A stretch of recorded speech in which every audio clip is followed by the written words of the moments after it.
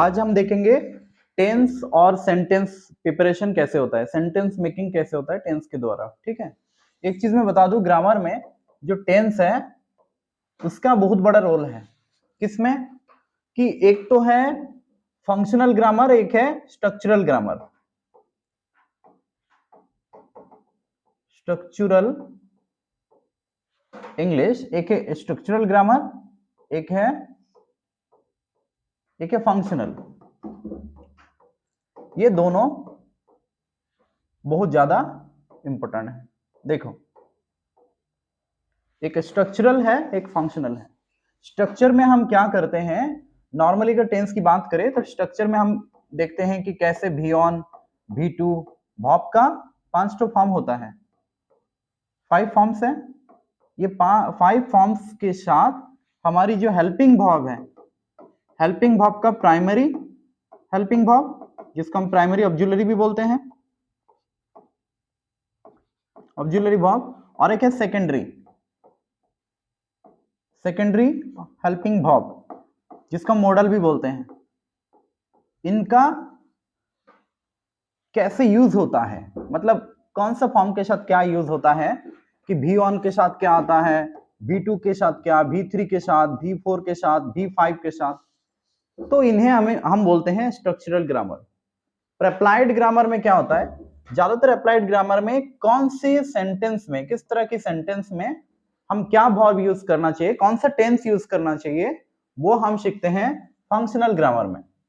मान लो एक सेंटेंस दिया, वहां पे फिल इन द ब्लैंक दे दिया, ब्लैंक के अंदर एक वर्ब दिया और सेंटेंस खत्म कर दिया।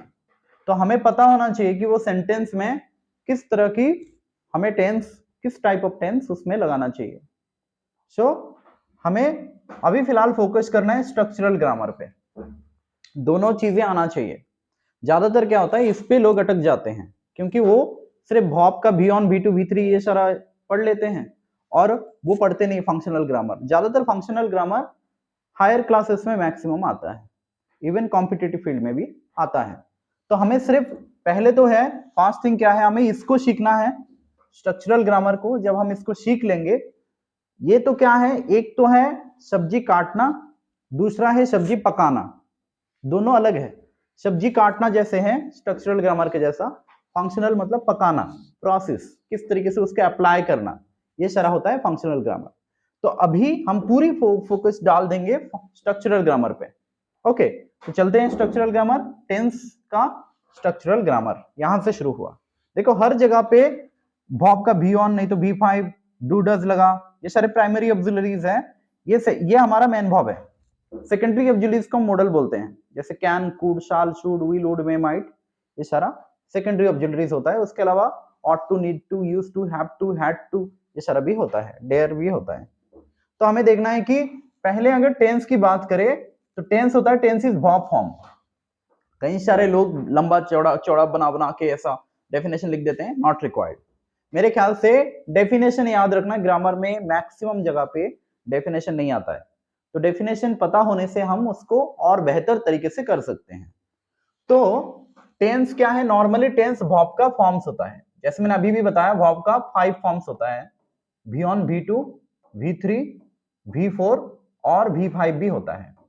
ये 5 फॉर्म्स के साथ हम प्राइमरी ऑक्सिलरीज और सेकेंडरी ऑक्सिलरीज, प्राइमरी ऑक्सिलरीज में do, does, did, do does, is am are, do does, did, is am are, was, were, ये सारा यूज करते हैं।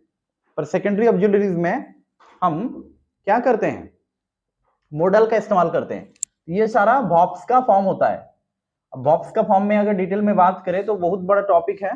ये सारा डू डज, ये सारा वर्ब का फॉर्म्स है, और ये फॉर्म्स भी we on, V2, V3, V4, V5, ये भी वर्ब्स का फॉर्म है। तो इसी वर्ब का फॉर्म्स को टेंस कहा है। अब हम देखेंगे टेंस का टाइप क्या है। नॉर्मली टेंस का ना 2 टाइप्स होता है। अब कुछ लोगों को लगता होगा सर हमने प्रेजेंट टेंस पढ़ा, पास्ट टेंस पढ़ा, फ्यूचर भी टेंस पढ़ा।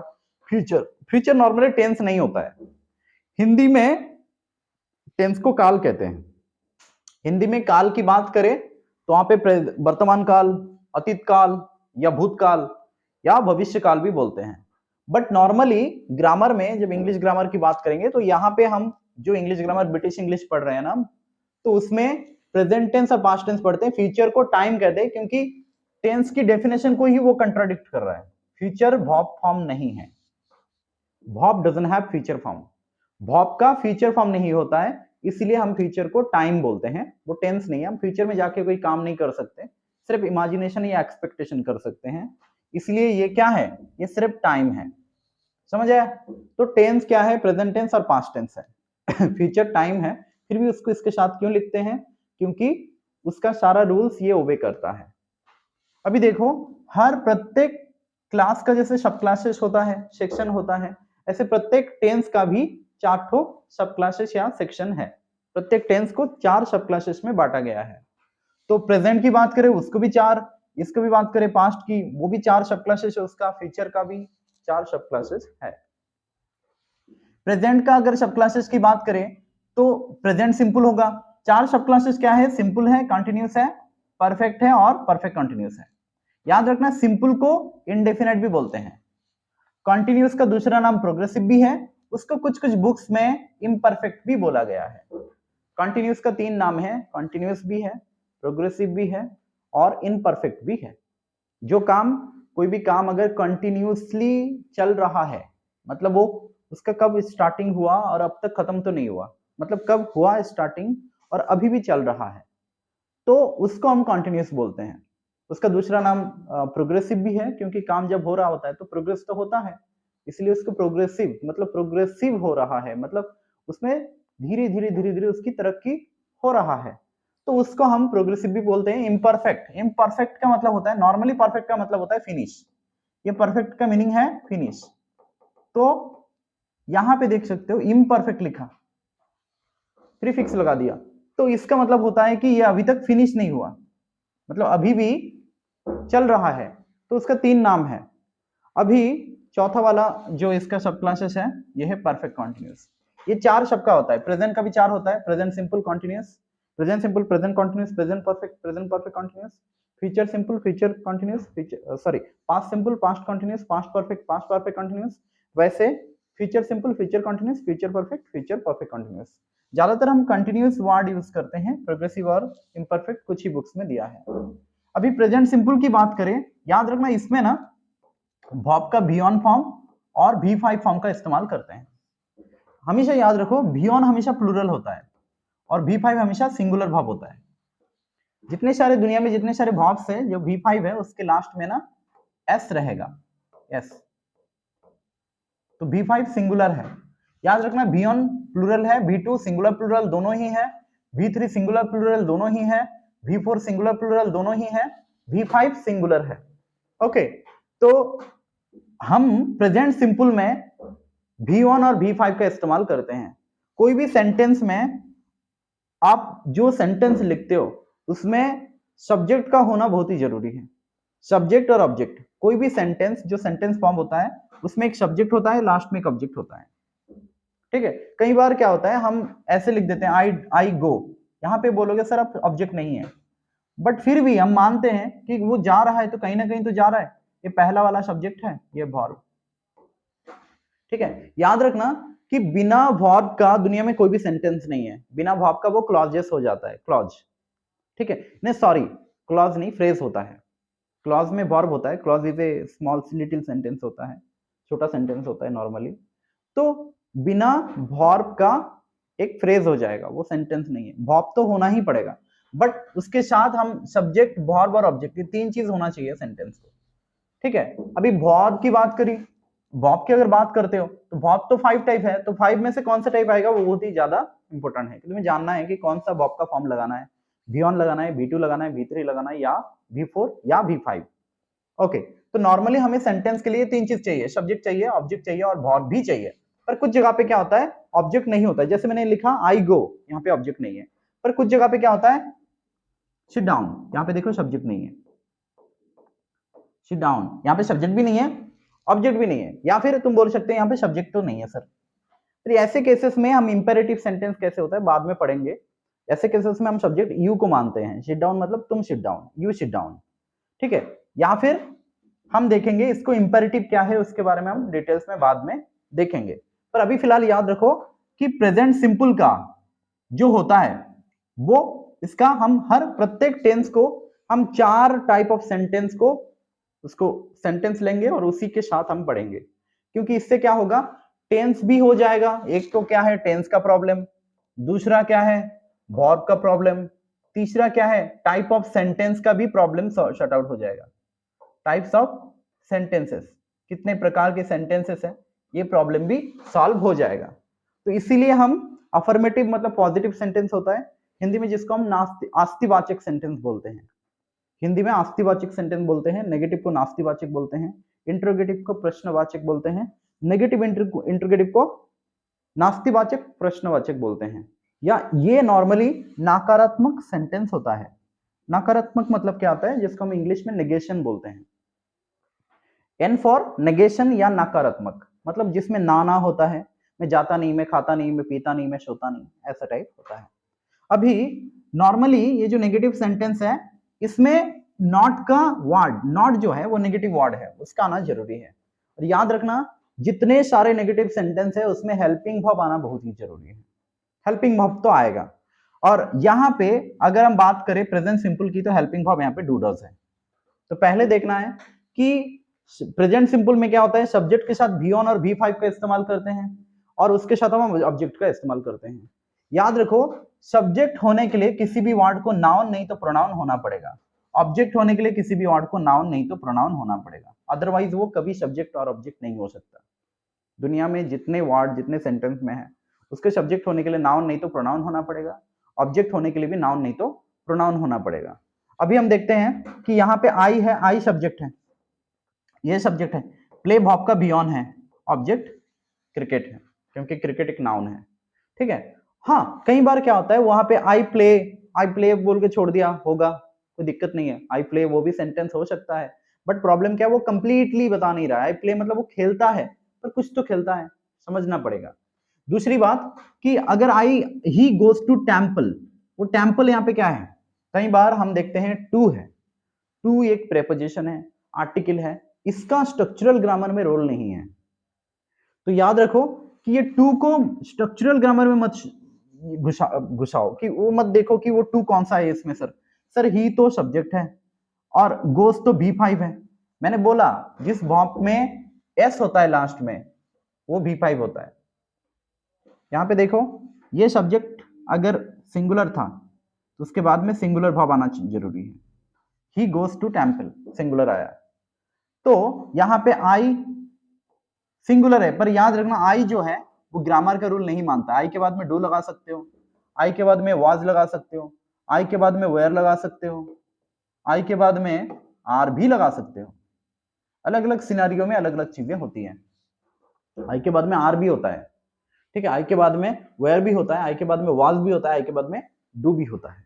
याद रखो, कंडीशन चेंजेस होता है इसके, ये तो मॉडल में जाके पढ़ोगे, ये भी पढ़ोगे, कंडीशनल सेंटेंस में देखोगे अलग अलग सेंटेंस में आई के बाद में आई वेयर भी होता है। ये हमारा नॉर्मली टैग में होता है।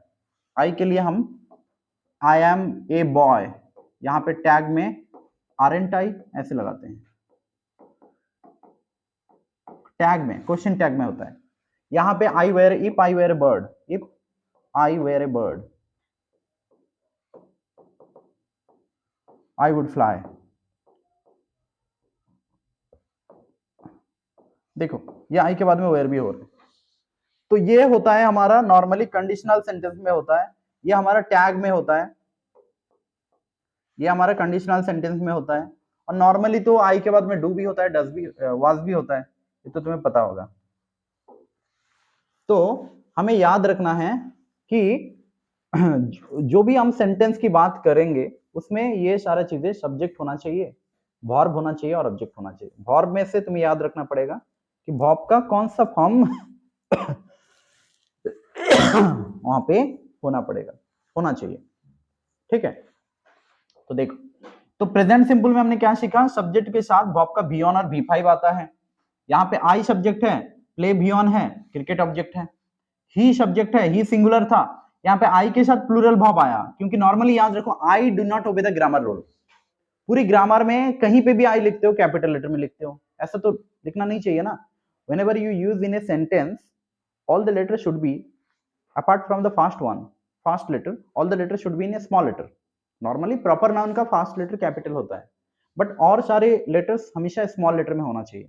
फिर भी हम आई को कैपिटल में लिखते हैं, सेंटेंस का लास्ट में लिखेंगे he is better than I, he is better than I, ये भी होता है। क्यों? क्योंकि ही सब्जेक्ट है, सब्जेक्ट की कंपैरिजन सब्जेक्ट से होगा। He is better than me बोलते हैं लोग, वो स्पोकन इंग्लिश के लिए, ग्रामर के लिए he is better than me नहीं होता है, he is better than I होता है, क्योंकि सब्जेक्ट की कंपैरिजन सब्जेक्ट से ही होना चाहिए। तो यहाँ पे आई कैपिटल हुआ, इसलिए याद रखना कि आई जो है वो ग्रामर का बहुत सारे रूल्स में वो कंट्राडिक्टरी करता है, वो नहीं मानता, तो इसलिए यहाँ पे मत घुसाओ। तो यहाँ पे देखा सब्जेक्ट है सिंगुलर, तो वर्ब लगाया, V1 लगाया, हो सकता है क्योंकि आई है। दूसरा यहाँ पे सिंगुलर है तो V5 लगाया, तो यहाँ पे V1 आएगा, नहीं तो V5 आएगा, उसके बाद टेम्पल क्या है, ऑब्जेक्ट है। ऐसे नेगेटिव में जाते हैं तो सब्जेक्ट के बाद डू डज लगाते हैं, उसके साथ हम नॉट लगाएंगे, V1 लगाएंगे, ऑब्जेक्ट लगाएंगे। देखो ये डू और डज अगर आता है, याद रखो सेंटेंस में, अगर नेगेटिव सेंटेंस में डू और डज आता है तो उसके बाद में नॉट आएगा, क्यों, नेगेटिव के लिए, उसके बाद में हमेशा वर्ब का V1 होगा, क्योंकि डज खुद V5 है, उसके बाद में V5 नहीं आ सकता। और याद रखो डू के बाद में भी V5 नहीं आ सकता, सिर्फ V1 आएगा, ऐसा नेगेटिव में स्ट्रक्चर है। तो इसीलिए they do not right, right V1 है, मेक V1 है। तो यहां पे देख सकते हो डज डू, इतना याद रखना आपको कि डू डज आया तो उसके बाद में वर्ब का V1 यूज करना है। तीसरा, यहाँ पे इंटरगेटिव सेंटेंस की बात करें तो इंटरगेटिव में क्या आया, डू डज आया स्टार्टिंग में। याद रखो हेल्पिंग वर्ब यहाँ पे डू डज है, यहाँ पे डू डज क्या है, हेल्पिंग वर्ब है, जिसे हम ऑक्सिलरी वर्ब भी बोलते हैं। तो ये हेल्पिंग वर्ब को अक्सर सब्जेक्ट की पहले लेके आना है, सब्जेक्ट की शुरू में लेके आओ।